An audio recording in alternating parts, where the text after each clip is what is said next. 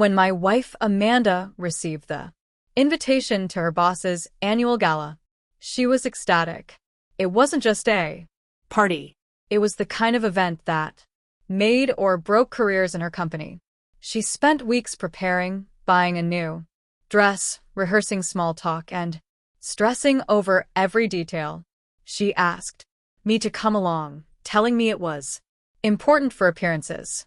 I agreed because I wanted to support her. I didn't mind being the quiet husband in the corner, smiling politely. What I didn't expect was that the evening would open my eyes to just how little she valued me. The night of the party, Amanda looked stunning. She wore a deep navy dress that sparkled under the lights, and for a moment I felt proud just to be by her side. When we entered the ballroom, her boss and colleagues swarmed her like bees to honey. Instantly, I faded into the background. At first, I told myself it was fine. This was her night, not mine. But as the evening stretched on, Amanda barely acknowledged me. She laughed at jokes from men I didn't know, clinked glasses, and seemed to forget I was even in the room. I tried joining conversations, but Amanda would brush me aside. At one point, she even introduced me with a dismissive tone. "Oh, that's just my husband." Just my husband? The words stung more than I cared to admit. Her boss clapped me on the back, asked what I did for work, and when I answered, honestly, explaining my small but steady business, he gave me a thin smile and turned back to Amanda. That's when it hit me. In this glittering world she wanted so badly to be part of, I was nothing more than a shadow. As I stood by the bar with a drink in hand, watching Amanda glow in the attention of her coworkers, something shifted inside me. I saw her hand linger a little too long on her boss's arm, saw the way she leaned in close when he whispered something to her. She didn't notice me watching, or maybe she didn't care. The more I thought about it, the clearer it became. She wasn't embarrassed by me. She was ashamed of me. The moment that sealed it was when I tried to pull her aside for a dance. She gave me a look as though I had asked for the moon. "Not now," she hissed, her eyes darting toward her colleagues. "Don't embarrass me. Don't embarrass her." My wife, the woman I had supported through sleepless nights and career struggles, was now treating me like some unwanted accessory. My chest tightened, but instead of causing a scene, I quietly placed my glass on the counter and walked out of the ballroom.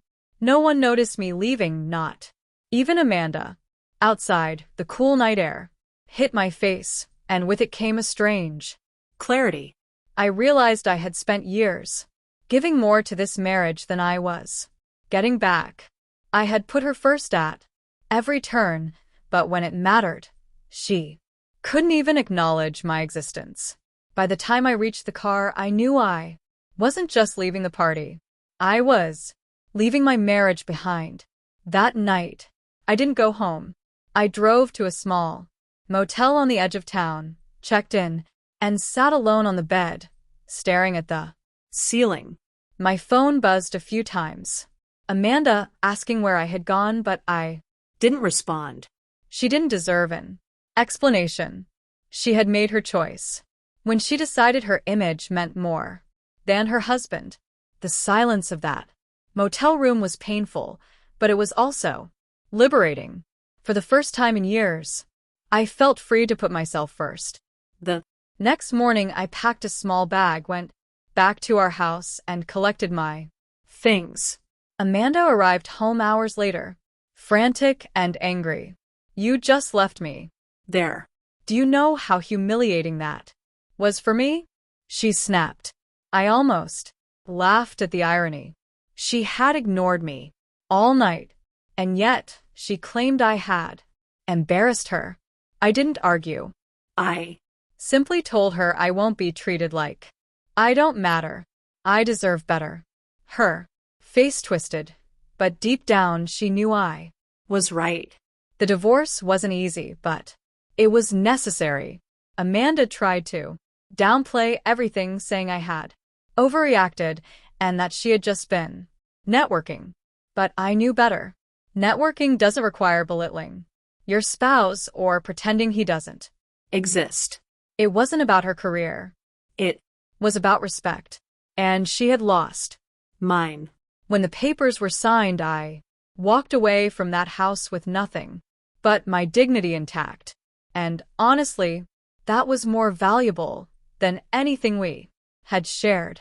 Years later, I heard Amanda never got the promotion she had chased so desperately.